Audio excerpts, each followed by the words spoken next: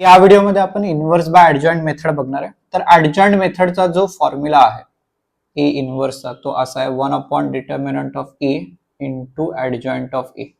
सगळ्यात पहिल्यांदा तुम्हाला डिटर्मिनंट ऑफ ए ची व्हॅल्यू फाइंड आउट करायला लागेल. जर डिटर्मिनंट ऑफ ए जो आहे तो नॉट इक्वल टू 0 असेल तरच इनव्हर्स जो आहे तो पॉसिबल असतो.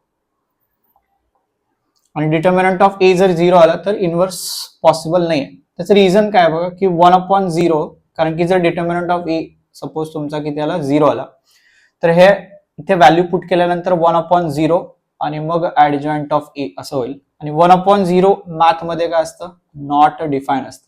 ठीक आहे, म्हणून इनव्हर्स पॉसिबल कधी होणार, ज्यावेळी determinant of A not equal to 0 असेल. सो हा पॉइंट नोट करा, determinant of A not equal to 0, then only inverse is possible. हे झाल्यानंतर आपण ऍडजॉइंट ऑफ ए कसा फाइंड आउट करायचा ते बघणार. सो त्यासाठी मी इथे एक एक्झाम्पल घेतो. मॅट्रिक्स ए घेतो इथे 1 2 3 4. सो जसं आपण बोललो आता की determinant of A not equal to 0 पाहिजे. सो पहिला याचा आपण डिटर्मिनंट काय येतो बघू. होप तुम्हाला डिटर्मिनंट फाइंड आउट करता येत असेल. सो 1 2 3 4 हे डिटर्मिनंटच्या फॉर्मॅटमध्ये लिहिलं. सो इथे पहिले आपण हे दोन क्रॉस करतो, that is 1 into 4 minus 3 into 2 करतो आपण. सो याची व्हॅल्यू किती येते बघा आता. सो याची व्हॅल्यू येते -2. म्हणजे ह्याचा अर्थ झाला determinant of A not equal to काय, 0 आहे. So determinant of A not equal to 0 आहे म्हणजेच ह्याचा इनव्हर्स पॉसिबल आहे. इनव्हर्स जो आहे तो पॉसिबल आहे कारण की determinant of A not equal to 0 आहे. आता नेक्स्ट राहतं आपलं ऍडजॉइंट ऑफ ए. तर ऍडजॉइंट ऑफ ए कसा फाइंड आउट करायचा बघा. तर adjoint of A find out करण्यासाठी तुम्हाला पहिले मायनर फाइंड आउट करायला लागतात, नंतर को फॅक्टर फाइंड आउट करायला लागतात. ठीक आहे, आणि मग तुम्हाला ऍडजॉइंट भेटतो. ओके, सो पहिला आपण बघू मायनर कसे काढायचे, त्यानंतर को फॅक्टर कसे काढायचे, आणि मग त्या दोघांवरून तुम्ही फाइंड आउट करू शकता ऍडजॉइंट ऑफ ए. ओके, तर मी इथे डिटर्मिनंट ऑफ ए ची व्हॅल्यू लिहून ठेवतो, आपल्याला नंतर लागेल. सो डिटर्मिनंट ऑफ ए जो आहे तो किती आला, -2. ओके, तर आता बघू आपण मायनर कसे फाइंड आउट करायचे. तर बघा मायनर कसे फाइंड आउट करायचे. तर मायनर एम लेटरने रिप्रेझेंट करतात. M11 चं मिनिंग तो जो इलेमेंट आहे, ठीक आहे, तो फर्स्ट रो किंवा फर्स्ट रो आणि फर्स्ट कॉलम तुम्हाला स्किप करून भेटणार आहे. सो फर्स्ट रो म्हणजे हा रो आणि हा कॉलम जर आपण बघा हे आणि हे स्किप केलं, ठीक आहे, हे आणि हे स्किप केलं तर तुमच्याकडे 4 राहतं. त्यामुळे M11 ची व्हॅल्यू जी आहे ती किती आली, 4. नंतर M12 चं मिनिंग काय की फर्स्ट रो आणि second column. So first row आणि सेकंड कॉलम स्किप केला तर किती राहणार, 3. नंतर M21 जे सेकंड रो आणि फर्स्ट कॉलम हा स्किप करायचा बघा, हा आणि हा स्किप करा म्हणजे 2 राहील. आणि M22 म्हणजे सेकंड रो आणि सेकंड कॉलम दोन्ही स्किप केले, किती राहिला, 1. सो हे झाले तुमचे सगळ्या इलेमेंट्सचे काय झाले, तुमचे मायनर झाले. मायनर झाल्यानंतर तुम्हाला फाइंड आउट करायचं आहे को फॅक्टर्स. सो को फॅक्टर जे आहे ते ए लेटरने इंडिकेट करतात. ओके, आणि को फॅक्टरचा जो फॉर्म्युला आहे तर AIJ is equal to -1/i + j × MIJ. Okay, म्हणजे याचं मिनिंग काय बघा. आता तुम्हाला A11 शोधायचा आहे म्हणजे M11 चा को फॅक्टर. तर त्याला लिहिताना आपण A11 लिहिणार, इथे -1 लिहिणार, आणि हे जे दोन नंबर आहेत 1 आणि 1 हे दोन आपण ऍड करणार वरती, 1 + 1, आणि त्याच्या समोर M11 ची व्हॅल्यू लिहिणार. म्हणजे ह्याचा अर्थ झाला -1 चा स्क्वेअर, कारण की 1 + 1 2 झाला, आणि M11 ची व्हॅल्यू बघा 4 आहे, × 4. सो -1 चा स्क्वेअर जो आहे तो किती असतो, 1, आणि 1 × 4 किती येणार तुमचा, 4 येईल. सेम प्रोसेस रिपीट करायची. आता A12 म्हणजे -1/1 + 2 होईल, आणि इथे M12 येणार. सो -1 1 + 2 चा अर्थ झाला क्यूब, आणि M12 ची व्हॅल्यू किती आहे, 3. सो -1 चा क्यूब -1 × 3 म्हणजे याची व्हॅल्यू झाली -3. सेम A21 म्हणजे -1/2 + 1 आणि M21 म्हणजे -1 चा क्यूब परत झाला, आणि M21 ची व्हॅल्यू किती आहे, 2.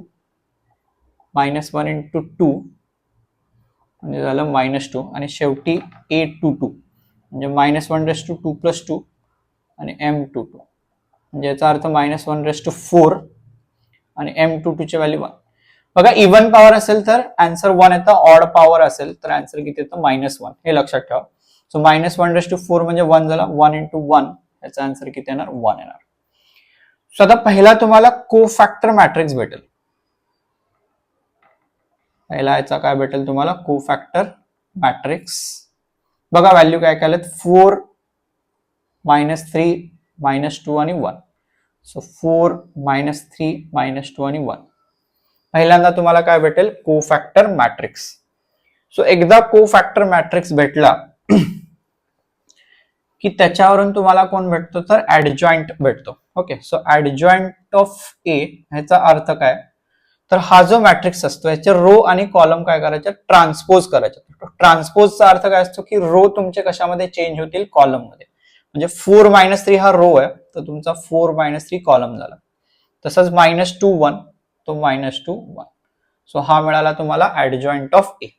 आणि आपण मगाशी मॅट्रिक्सचा इन्व्हर्सचा ऍडजॉइंट मेथडचा फॉर्म्युला पाहिला होता, A inverse is equal to 1 upon determinant of A into adjoint of A. तर 1 अपॉन डिटर्मिनंट ऑफ ए ची व्हॅल्यू किती आहे, -2 आले. ओके, आणि ऍडजॉइंट ची व्हॅल्यू किती आहे, 4 -3 -2 1. तुम्ही असंच आन्सर ठेवू शकता किंवा सगळ्यांना -2 ने डिवाइड करू शकता. जर -2 ने डिवाइड केलं तर इथे -2 येईल, इथे 1 येणार, इथे 3/2 येईल आणि इथे -1/2 येईल. सो हा झाला तुमचा ए इन्व्हर्स. इन्व्हर्स बाय ऍडजॉइंटचा आपण आणखी एक सम बघू. इथे बघा परत ह्याला मी मार्क करतो रो 1 रो 2 आणि कॉलम 1 कॉलम 2. सो आपल्याला सगळ्यात अगोदर determinant of A find out करायला लागेल. सो डिटर्मिनंट ऑफ ए पहिले काय येतो बघू आपण. सो इथे बघा -2 इंटू पहिले 5 होईल आणि -1 इंटू 4. सो म्हणजे -10 -4. सो -10 मायनस प्लस 4 होईल म्हणजे -6. म्हणजे इथे डिटर्मिनंट ऑफ ए जो आहे तो नॉट इक्वल टू 0 आला. Therefore inverse is possible.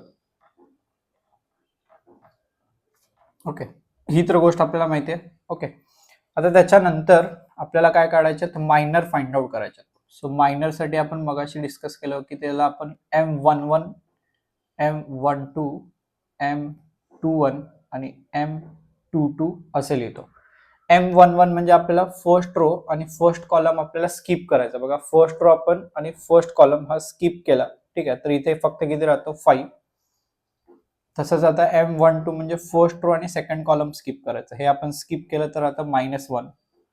नंतर 21 म्हणजे आपल्याला सेकंड रो स्किप करायचं आणि फर्स्ट कॉलम म्हणजे किती राहिला, फक्त 4.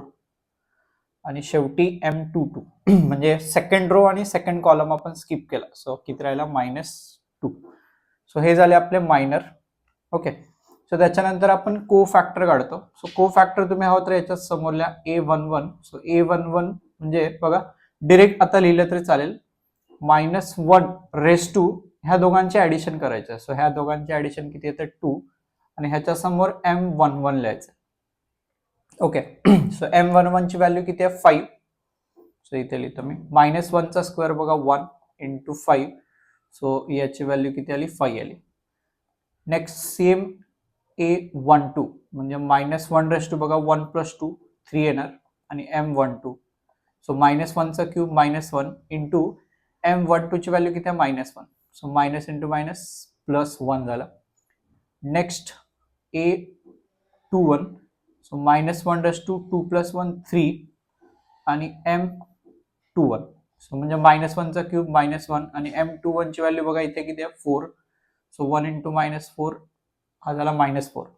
आणि लास्ट A22 -1 बघा 2 + 2 इथे 4 आणि M22 ची व्हॅल्यू किती आहे, -2. सो 1 इंटू -2 म्हणजे झाला -2. सो ह्याच्यानंतर सांगितलं होतं की तुम्हाला कोफॅक्टर मॅट्रिक्स काढायचा आपल्याला. कोफॅक्टर मॅट्रिक्स.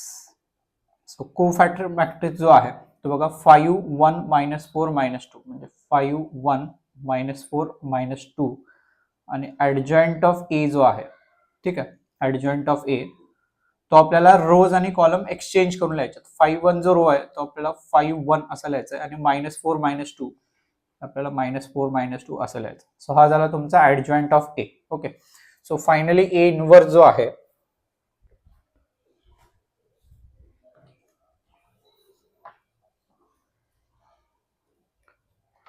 फायनली जो ए इनव्हर्स जो आहे तो आपण असं लिहितो A inverse is equal to 1 upon determinant of A into adjoint of A.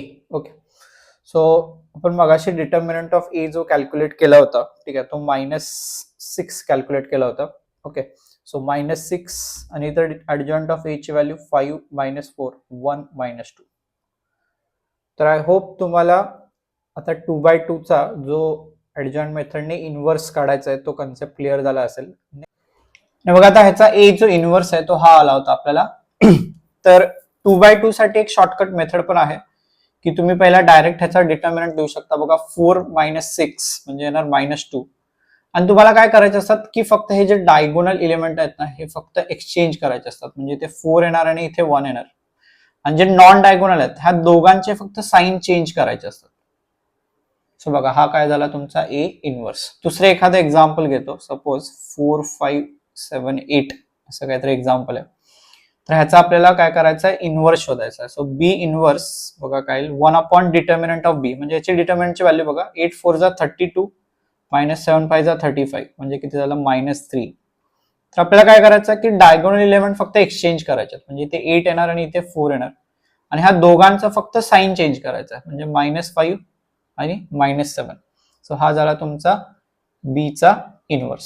So तुम्ही क्रॉस चेक आन्सर करण्यासाठी किंवा सीईटी साठी ही ट्रिक काय करू शकता, तुम्ही यूज करू शकता 2/2 चा इनव्हर्स फाइंड आउट करण्यासाठी.